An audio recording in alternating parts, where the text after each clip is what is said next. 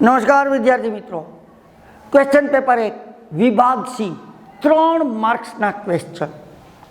આ 3 માર્કના ક્વેશ્ચનમાં આ ક્વેશ્ચન પ્રકાશનું પરાવર્તન અને વક્રીભવન પાઠમાંથી પૂછેલો છે.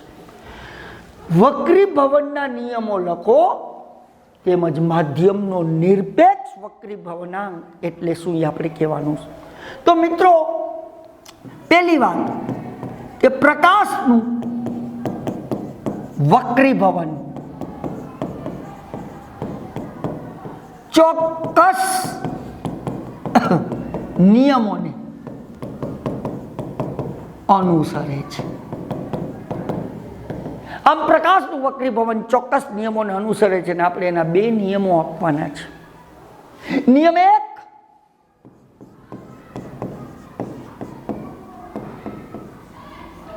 ખ્યાલ છે તમને? શું? તો કે આપાત કિરણ, વક્રીભૂત કિરણ અને આપાત બિંદુએ બંને માધ્યમોને જુદા પાડતી સપાટી પર દોરેલો લંબ એક જ સમતલમાં હોય છે. કઈ 3 વસ્તુ એક જ સમતલમાં હોય છે? આપાત કિરણ, વક્રીભૂત કિરણ અને આપાત બિંદુએ બંને માધ્યમોને જુદા પાડતી સપાટી પર દોરેલો લંબ ત્રણેય એક જ સમતલમાં હોય છે. એટલે કે જો આ બંને માધ્યમોને જુદા પાડતી સપાટી છે, આ માધ્યમ 1, આ માધ્યમ 2, તો આ કયું કિરણ કહેવાય?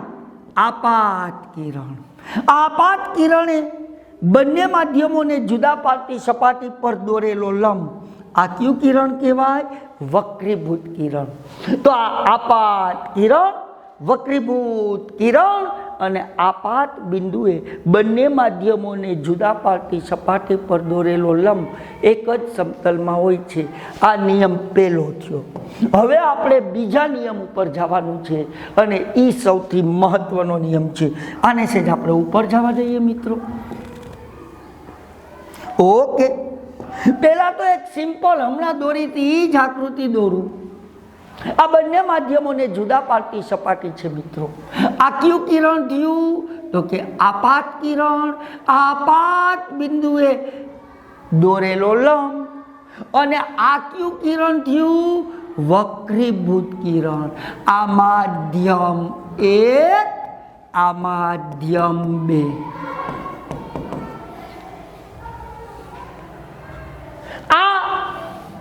આપાત કોણ? એને હું I વડે દર્શાવું. આ વક્રીભૂત કોણ? એને હું સ્મોલ r વડે દર્શાવું. તો હવે આપણે ભણવા જઈ રહ્યા છીએ નિયમ 2. બોલો, એ ખાસ ધ્યાન રાખજો. આપેલ રંગના પ્રકાશ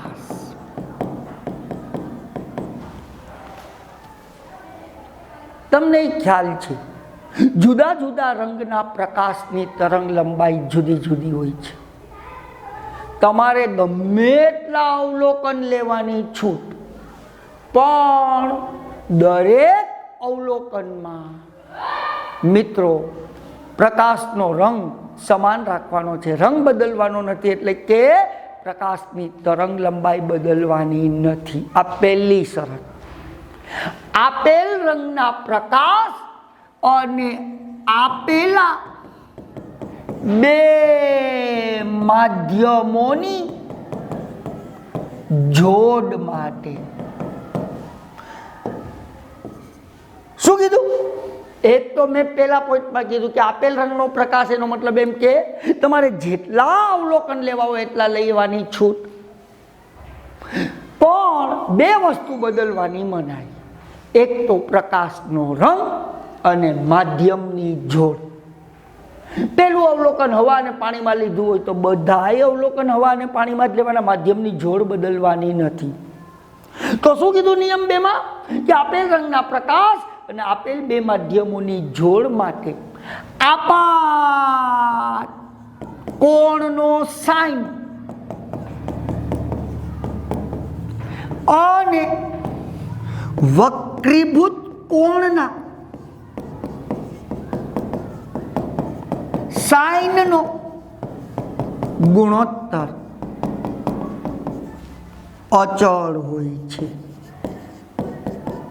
ભણી ગયા ને કે આપાત કોણનો સાઇન અને વક્રીભૂત કોણના સાઇનનો ગુણોત્તર અચળ હોય છે. યાની કે આપાત કોણ એટલે કયો છે આઈ, વક્રીભૂત કોણ એટલે કયો છે આર, આપાત કોણનો સાઇન એટલે સાઇન આઈ એટલે આપાત કોણનો સાઇન છેદમાં સાઇન આર એટલે આ વક્રીભૂત કોણનો સાઇન એનો ગુણોત્તર કેવો હોય છે અચળ હોય છે. આ અચળાંકની માધ્યમ એકની સાપેક્ષે માધ્યમ બેનો વક્રીભવનાંક કહે છે. ક્યાં અચળાંકને તો કે આ અચળાંકને શું કહેશો માધ્યમ એકની સાપેક્ષે માધ્યમ બેનો શું કહે છે વક્રીભવનાંક કહે છે. જેને 𝜼21 વડે દર્શાવાય છે. આ n નથી ઈટા કહેવાય. 21 એટલે માધ્યમ એકની સાપેક્ષ માધ્યમ બેનો વક્રીભવ. તો હવે આ સૂત્ર શું થયું આ અચળને તો મેં શું કહી દીધું 𝜼21. તો હવે આને કેમ લખશો સેજ ઉપર જવા દે. તો આ જ સૂત્રને હવે તમે આમ લખશો સાઇન આઈ છેદમાં સાઇન આર બરાબર 𝜼21 જેને સ્નેલનો નિયમ કહે છે. શેનો નિયમ સ્નેલનો નિયમ કહે છે. તો આખી વ્યાખ્યા શું થઈ મિત્રો આખી આપેલ રંગના પ્રકાશ અને આપેલા બે માધ્યમોની જોડ માટે આપાત કોણનો સાઇન અને વક્રીભૂત કોણના સાઇનનો ગુણોત્તર અચળ હોય છે. આ અચળાંકને માધ્યમ એકની સાપેક્ષે માધ્યમ બેનો વક્રીભવનાંક કહે છે. સૂત્ર આપી દો. આ પ્રશ્ન અહીંયા પૂરો નથી થતો.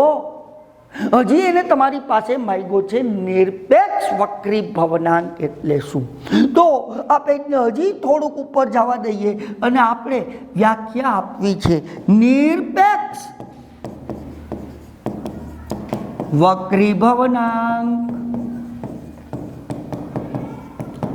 તો હમણાં આપણે શું કીધું પ્રકાશનું કિરણ માધ્યમ એકમાંથી માધ્યમ બેમાં પ્રવેશે છે એટલે જે વક્રીભવનાંક આવ્યો એ કોની સાપેક્ષ માધ્યમ એકની સાપેક્ષ માધ્યમ બેનો વક્રીભવ. પણ હવે તો કે માધ્યમ એકની જગ્યાએ તમારે શૂન્યાવકાશ લેવાનો છે. આમ નિરપેક્ષ વક્રીભવનાંકની વાત કરીએ તો શૂન્યાવકાશની સાપેક્ષે માધ્યમના વક્રીભવનાંકને શું કહે છે મિત્રો નિરપેક્ષ વક્રીભવનાંક કહે છે. તો આ તો નિરપેક્ષ વક્રીભવનાંક કોને કહેવાય એની વાત કરી. તો કે ઉપર શૂન્ય અવકાશ નીચે કોઈ પણ માધ્યમ પ્રકાશનું કિરણ ક્યાંથી ક્યાં જવું જોઈએ શૂન્ય અવકાશમાંથી માધ્યમમાં પ્રવેશે ત્યારે જે વક્રીભવનાંક આવે એને માધ્યમનો નિરપેક્ષ વક્રીભવનાંક કહે છે. તેની વ્યાખ્યા શું થઈ તો કે શૂન્યાવકાશમાં પ્રકાશનો વેગ અને માધ્યમમાં પ્રકાશના વેગના ગુણોત્તરને શું કહેવાય મિત્રો? માધ્યમનો નિરપેક્ષ વક્રીભવનાંક કહે છે.